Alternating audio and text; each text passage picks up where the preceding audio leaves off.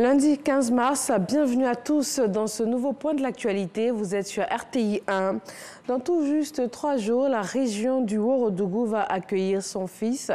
C'est la ville de Séguéla qui va recevoir la dépouille du défunt Premier ministre. Autorités préfectorales et municipales, habitants de Séguéla, tous donnent de leur temps et de leur énergie pour l'organisation pratique des obsèques. Soro Corona sur place à Séguéla. Veillée religieuse le jeudi au stade Lossénif Soumaoro de Séguéla. Hommage et présentation des condoléances des différentes régions de la Côte d'Ivoire et prières mortuaires le vendredi à la grande mosquée de Séguéla. Les 3 grands moments des obsèques du Premier ministre Ahmed Bakayoko à Séguéla, terre de ses ancêtres. L'information a été portée aux différentes couches sociales vivant à Séguéla. Cette rencontre d'information et d'échange a été l'occasion pour les autorités locales de faire des précisions, à savoir les dispositions pratiques à l'intérieur et à l'extérieur de la grande mosquée pendant la prière mortuaire, le strict respect des consignes du protocole d'État. Nous avons demandé l'indulgence des populations. Il s'agit de l'accueil, de la prière mortuaire. Il est évident qu'au regard du contexte sanitaire, la mosquée ne pourra pas accueillir toutes les populations comme d'habitude. Nous devrons vraiment rester respectueux de tout ce qui va être comme consigne de la part du protocole d'État. Pour le jeudi et le vendredi, des dispositions pratiques sont prises à Séguéla. À partir de mercredi soir déjà, les boutiques seront fermées sur l'espace où on doit faire le funérail. Et le jeudi, jusqu'à midi, il va y avoir le marché, mais l'après-midi, il n'y aura plus de marché, jusqu'à samedi, pour qu'on puisse faire ce funérail-là dignement.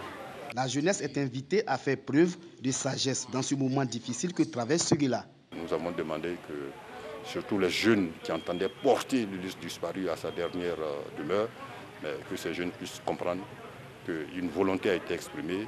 Décédé le 10 mars dernier, la dépouille mortelle du Premier ministre Ahmed Bakayoko sera transférée à Séguéla, sa ville d'origine, le jeudi 18 mars prochain. Ahmed Bakayoko sera inhumé le vendredi 19 mars après la prière mortuaire dans la stricte intimité familiale. San Pedro s'ouvre bientôt au modernisme. Le ministère de la Ville travaille à en faire une ville moderne, verte et intelligente. Des experts nationaux et étrangers planchent sur l'amélioration du schéma directeur de la ville balnéaire, touristique et portuaire. Plusieurs propositions ont déjà été faites et elles sont en cours d'analyse. Dans la région du Poro, à Korogo, le service national des jeunes a été mis en route. Ils sont 216 pour la première promotion. Ce programme national prend essentiellement en compte la prise en charge des jeunes en voie d'exclusion dans les centres de services civiques. Également, la promotion de l'engagement citoyen de ces jeunes à travers des programmes et projets de volontariat et de bénévolat. Dans l'actualité au Mali, la cour d'assises de Bamako a annoncé ce lundi la fin de la procédure contre Amadou Sanogo, le capitaine auteur du putsch de 2012. L'homme a donc recouvré la liberté car il n'est plus poursuivi pour l'assassinat des 21 militaires bérets rouges retrouvés dans une fosse commune près de Bamako, de même que ses co-accusés. Mais ils ne sont pas pour autant déclarés innocents ou acquittés. Leur libération ou l'annulation du procès résulte de la loi d'entente nationale.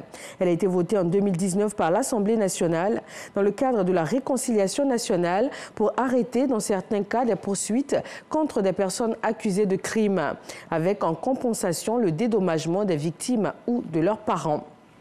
Second tour des élections législatives en Centrafrique, vote également dans les circonscriptions où le premier tour du 27 décembre dernier a été annulé ou empêché pour des raisons sécuritaires. À la fermeture des bureaux de vote, aucun incident majeur n'a été signalé, même si la MINUSCA confirme que le vote a encore été empêché dans certaines zones du pays qui en attendent maintenant des résultats. L'Assemblée nationale devant être renouvelée avant le 3 mai, comme l'impose la Constitution. L'autorité nationale des élections devrait donc donner plus de précisions aujourd'hui, lundi. Sur le dossier du Brexit, la Commission européenne a annoncé aujourd'hui avoir lancé contre le Royaume-Uni 2 procédures pour violation de l'accord. Le gouvernement britannique avait annoncé unilatéralement le 3 mars dernier un report de 6 mois de certains contrôles controversés de l'arrivée de marchandises en Irlande du Nord depuis l'île de Grande-Bretagne. La première étape de cette procédure d'infraction peut se terminer à l'issue d'un long processus devant la Cour de justice de l'Union européenne susceptible d'infliger des amendes ou des astreintes. Voilà, merci à tous de nous avoir suivis. On se retrouve à 20 h.